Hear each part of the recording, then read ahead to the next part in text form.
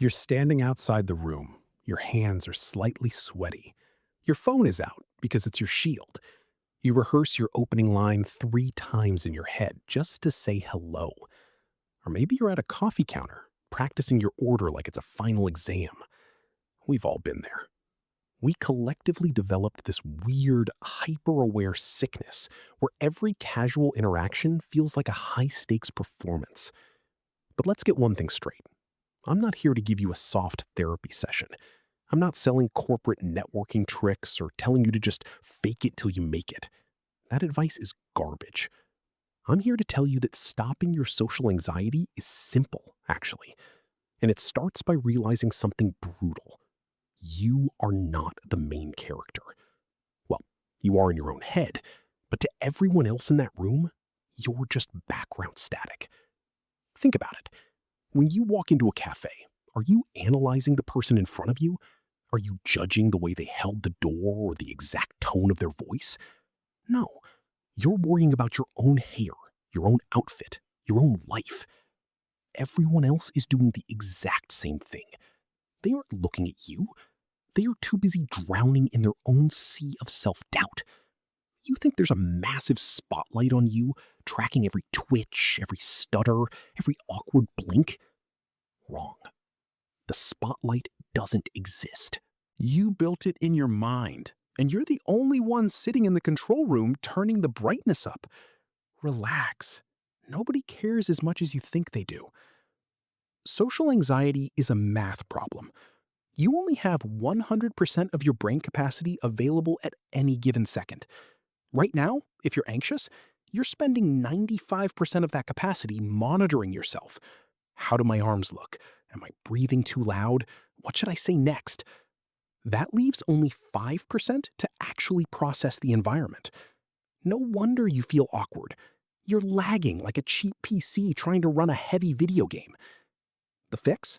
A total external shift. In exactly 2 minutes, I'm going to show you a psychological glitch that instantly strips away this pressure. But first, you need to understand the mechanism. You have to take that 95% of internal monitoring and dump it completely into the room. Stop looking inward. Look outward. Shift your focus from how am I being perceived to what is actually happening right in front of me. Let's look at how this plays out in practice. Next time you walk into a room, do not look at the floor.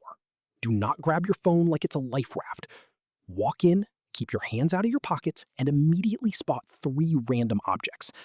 A weird painting on the wall, a bright blue jacket, a questionable plate of appetizers. This is called active observation. By forcing your brain to catalog external details, you literally block it from running the self-criticism script.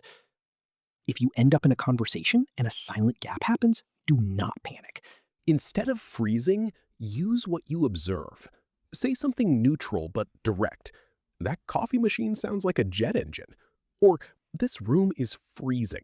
I respect whoever chose the thermostat. It's not about being witty or charming. It's about showing up, paying attention, and acknowledging reality. Simple as that. But let's clear something up. Stopping social anxiety does not mean you need to become the loudest person in the room.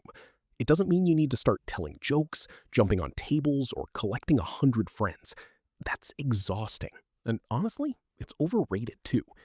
This isn't about turning you into an extrovert. It's about making you functional. It's about reaching a point where you can sit in a crowded room, drink your coffee, and feel absolutely nothing but peace. You're not trying to conquer the room. You're just choosing to occupy your space without asking for permission. If someone doesn't vibe with you, who cares? Let them talk. Their opinion doesn't change your bank account, your health, or your goals. Cut out the noise. Look, this isn't a lecture, and I'm definitely not going to end this by saying something cheesy like, "You've got this." You might not have this. That's entirely up to you. You might fail the next interaction, and that's perfectly fine. Fail, adapt, and keep moving forward. But stop being a passive consumer of inspiration. Watching this video doesn't count as social practice. Put the phone down. Go outside. Walk into a store, look the cashier in the eye. Notice one simple detail and make a human comment. Are you going to keep hiding behind your screen, or are you ready to finally step into the room? You tell me.